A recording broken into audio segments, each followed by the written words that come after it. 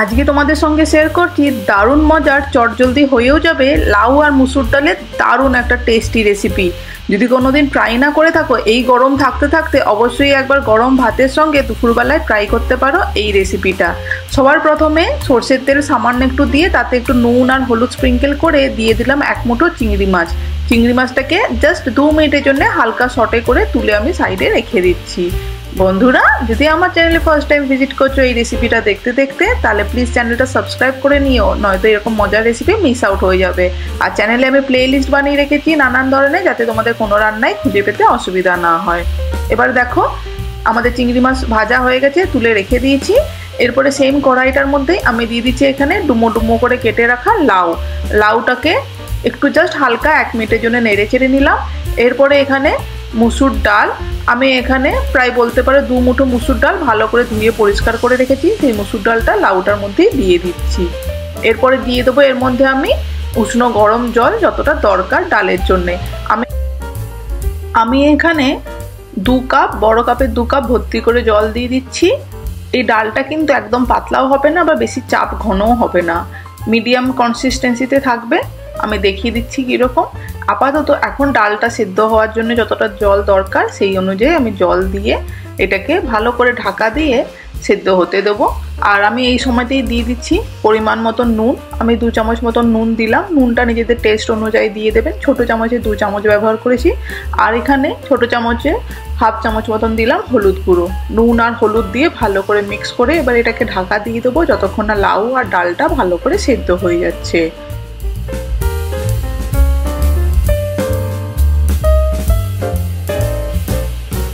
10 minute পরে ঢাকনাটা খুলে দেখছি, এখানে আমাদের লাউ কিন্তু অলমোস্ট 80% কুক হয়ে গেছে আর ডালটা অলমোস্ট ভালোভাবেই সেদ্ধ হয়ে গেছে। এই সময় আগে থেকে ভেজে রাখা যে চিংড়ি মাছটা ছিল সেই চিংড়ি মাছটা দিয়ে দেবো, আর লাউটা আর চিংড়ি মাছটা একসঙ্গে ভালো মতন সেদ্ধ হয়ে যাবে। যেটুকু লাউটা বাকি আছে সেটাও ভালো মতন কুক হয়ে যাবে। চিংড়ি মাছ দিয়ে দিচ্ছি। এবারে আমি দিয়ে দিচ্ছি এর মধ্যে কেটে রাখা একটা ছোটো সাইজের টমেটো, সেটাকে কুচিয়ে নিয়েছি। এবারে টমেটো কুচিটাকে দিয়ে ভালো করে নেড়ে চেড়ে মিক্স করে আবারও এটাকে ঢাকা দিয়ে দেবো যতক্ষণ না লাউ আর চিংড়ি মাছটা ভালো করে সেদ্ধ হচ্ছে। চিংড়ি মাছ বেশিক্ষণ কুক করা দরকার নেই, হার্ডলি 5 মিনিট থেকে 7 মিনিট এটাকে আর কুক করবো ঢাকা দিয়ে আমি। তার মধ্যেই কিন্তু আমাদের লাউ আর চিংড়ি মাছ ভালো মতন সেদ্ধ হয়ে যাবে আর টমেটোটাও বেশ ভালো গলে যাবে। 5-7 মিনিট পরে ঢাকনাটা খুলে দেখিয়ে দিচ্ছি। দেখে বুঝতে পারছেন হয়ে গেছে আমাদের এই রেসিপিটা। বাট এটা কিন্তু এখনও কোনো রকমের তড়কা লাগানো হয়নি, এটা জাস্ট সেদ্ধ করা হয়েছে কিন্তু সব কিছুই, এর মধ্যে কিন্তু কোনো মশলা টশলা পড়েনি। এরপরে আমি ওটাকে একটা ট্রান্সফার করে কড়াইটার মধ্যে পরিষ্কার করে নিয়ে দিয়ে দিচ্ছি সামান্য একটুখানি সর্ষের তেল। এই গোটা রেসিপিটা খুবই হেলদি প্রসেসে দেখাচ্ছি, তেলের পরিমাণটা একদম কিন্তু কম হবে। তাই গরমকালে এই রেসিপিটা অবশ্যই লাউ দিয়ে একবার ট্রাই করে দেখতে পারো, ভাতের সঙ্গে ভালো লাগে খেতে। এরপরে তেলের মধ্যে ফোড়নে সবার প্রথমে দিয়ে দিচ্ছি আমি এখানে 1 চামচ গোটা জিরেটাকে একটুখানি 30 সেকেন্ডের জন্য ভেজে নিলাম। এরপরে দিয়ে দিচ্ছি সামান্য একটুখানি পেঁয়াজ কুচি, ছোট সাইজের একটা পেঁয়াজটাকে ভালো করে কুচিয়ে নিয়েছি। এবার এটাকে ভেজে নিচ্ছি। পেঁয়াজটা ভাজার জন্য তেলের পরিমাণটা কম রেখেছিলাম, তাই সামান্য একটুখানি ডালের জলটাই দিয়ে দিলাম। দিয়ে ভালো করে এটাকে একটু সেদ্ধ হতে দেবো যাতে পেঁয়াজের কাঁচা গন্ধটা চলে যায়। এটাকে জাস্ট 5 মিনিটের জন্য একটু ভালো করে ভেজে নিয়েছি, জলটা শুকিয়ে গেছে। এই সময় আমি সেদ্ধ করে রাখা ডাল, চিংড়ি মাছ, টমেটো, লাউ যা ছিল পুরো মিক্সচারটাই এই মধ্যে দিয়ে দিচ্ছি। ডালটা দিয়ে ভালো করে নেড়ে চেড়ে মিক্স করে নিয়ে এটাকে মিডিয়াম হাই ফ্লেমে কিন্তু এবারে কুক করবো, বিকজ আমাদের আর কিন্তু বেশিক্ষণ এটাকে সেদ্ধ করা যাবে না, তাহলে ডালটা কিন্তু একদম আরও ঘন হয়ে যাবে আর লাউটাও পুরো ঘেঁটে যেতে পারে। তাই হাই ফ্লেমের মধ্যেই ফোড়ন দিয়ে এটাকে ছোঁক লাগিয়ে দিয়েছি। এরপরে দিয়ে দিচ্ছি ছোটো চামচের 1 চামচ দিয়ে দিলাম বাড়িতে বানানো নর্মাল জিরে গুঁড়োটাকে দিয়ে ভালো করে নেড়ে চেড়ে মিক্স করছি। এর মধ্যে কিন্তু মশলা খুবই কম পড়বে এই রেসিপিটার মধ্যে, নর্মাল জিরে গুঁড়োই দিয়েছি এর মধ্যে, বাট পরিমাণটা একদম কম, বিকজ আমি পরে আরও কিছু ইনগ্রিডিয়েন্টস ব্যবহার করব, সেই জন্য জিরে গুঁড়োর পরিমাণটা কম রেখেছি। এরপর আমি দিয়ে দিচ্ছি, মিক্স করে নিচ্ছি জিরে গুঁড়োটা। 1 চামচ দিয়ে দিচ্ছি গরম মশলা, বাড়িতে বানানো নর্মাল গরম মশলা দিলাম।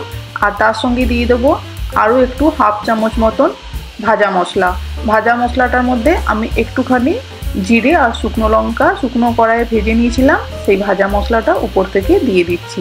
এটা দিলে কিন্তু খুব সুন্দর ঝালটাও আসবে, বিকজ আমি কোনো কাঁচা লঙ্কা ব্যবহার করিনি। আপনারা চাইলে কাঁচা লঙ্কা ব্যবহার করতে পারেন, বাট আমি এখানে যেহেতু অলরেডি লঙ্কা গুঁড়িয়ে সেইটাই পাউডারটা ব্যবহার করছি, তাই জন্য এটার মধ্যে অলরেডি স্পাইস চলে আসবে। আর গরম মশলার মধ্যেও স্পাইসেস দেওয়া আছে। সব মশলা দেওয়া হয়ে গেছে, ভালো করে মিক্স করে স্ট্যান্ডিং টাইমে রেখে দিয়েছিলাম। এরপরে উপর থেকে দিয়ে দিতে হবে আমাদের অবশ্যই, যেটা হচ্ছে ফ্রেশ ধনেপাতা। নামানোর আগে ধনেপাতাটা অবশ্যই ব্যবহার করবেন, বাট গ্যাসের ফ্লেমটা কিন্তু আমি অফ করে দিয়েছিলাম, নয়তো ডালটা একদম ঘন হয়ে যাবে। ধনেপাতাটাকে দিয়ে ভালো করে নেড়েচেড়ে মিক্স করে এটাকে সার্ভ করে দিন। লাউ ডাল এই গরমকালে চিংড়ি মাছ দিয়ে অবশ্যই একবার এইভাবে খেয়ে দেখুন, গরম ভাতের সঙ্গে সবারই খুব ভালো লাগবে। যদি আজকের রেসিপিটা ভালো লেগে থাকে বন্ধুরা, তাহলে আমার চ্যানেলটা যদি সাবস্ক্রাইব না করা থাকে সাবস্ক্রাইব করে দেবেন, পাশে থাকা বেল আইকনটাও প্রেস করে দেবেন। এরকম নতুন মজার রেসিপি নিয়ে আমি আবারও ফেরত আসবো আপনাদের সবার সঙ্গে। সবাই ভালো থাকবেন, সুস্থ থাকবেন, এইভাবেই সাপোর্ট করবেন। আর এই রেসিপিটা কেমন লাগলো অবশ্যই কমেন্ট করে জানাবেন। যদি ভালো লেগে থাকে ফ্রেন্ডস ফ্যামিলিকে শেয়ার করতে কিন্তু ভুলবেন না। নতুন রেসিপি নিয়ে ফেরত আসছি। থ্যাংক ইউ বন্ধুরা।